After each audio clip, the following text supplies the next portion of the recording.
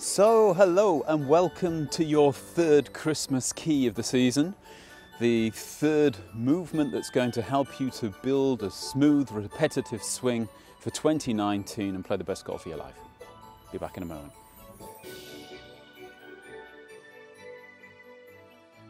So today we're up to the third Christmas swing key. Today it's a doozy, it's hand path. Hand path is something which I believe has been misunderstood for years because we've been so intent on moving our club from in to out during a golf swing. A lot of people have ignored the correct hand path, and today I would like to show you how to drill and get a feeling for the correct hand path. The first thing is to understand exactly what the hands are doing, and if you think of the way that you address the golf ball and the distance that your hands actually start away from your thighs, then it would make sense that your hands should be getting down to more or less the same distance from your thighs as they move through the golf ball to deliver the club correctly. Because of the forces working on the arms and hands and body during a golf swing, that you won't really find very many players, even top professionals, getting their hands exactly back onto hand path. They're usually slightly above that.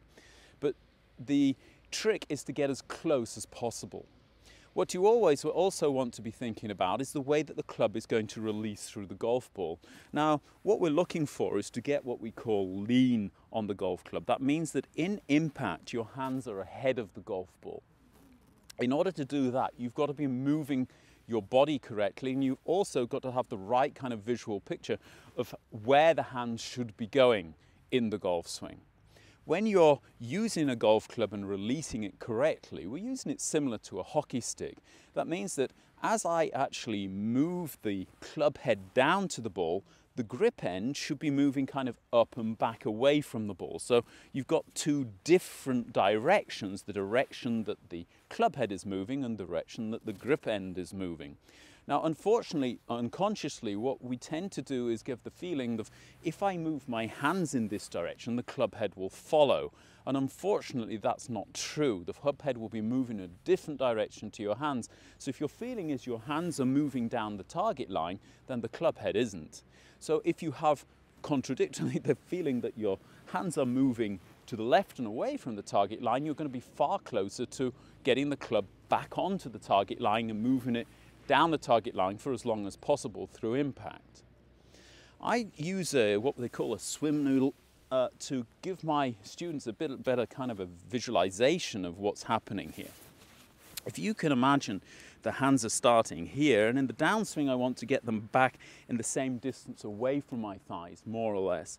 Then I turn the swim noodle here so that it's in more or less the same angle as a golf club would have. You can see the path that the hands will travel through impact.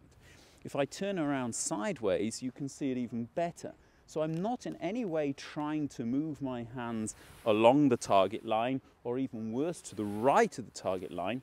I'm just turning my body and allowing the arms to move around my body, and therefore my feeling is moving through the golf ball, my hands moving away. Now, in impact, your hands are going to be more or less on the same plane as they were in the address position, but shortly afterwards they're going to be moving left and around your left or lead thigh. And that means you don't want to have any kind of feeling of pushing them out. On the contrary, it's the movement of your hips and your shoulders which will help you to get your hands around the body. So if you actually see as I transfer my weight and rotate my hips, I then am able to move my left shoulder up and back out of the way, and this will pull my left arm through the golf ball and around my body. And this is what's going to help me to get the hands ahead of the ball and keep pressure on the club. If you want to have pressure on the golf club, you've got to keep the arms moving through impact.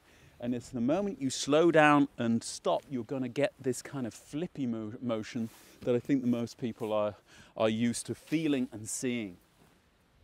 You can do a similar kind of a drill with a golf club.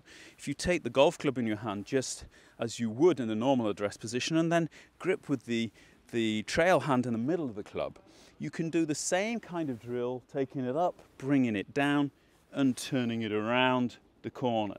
So you can actually see now, with help of the golf club, how I'm getting this kind of feeling of the shaft leaning against the golf ball in impact.